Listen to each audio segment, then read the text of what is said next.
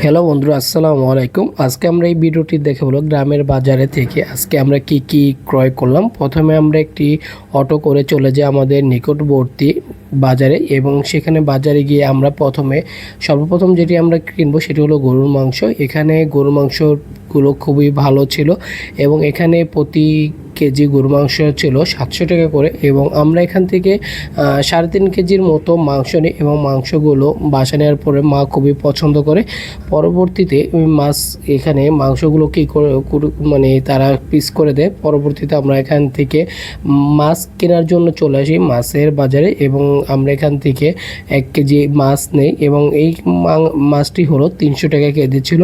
পরবর্তীতে আমরা এর সাথে গুঁড়ো চিংড়ি যেটা ছিল এখানে 200 টাকা, আমরা 150 টাকা করে এক বাগা গুঁড়ো চিংড়ি নেই।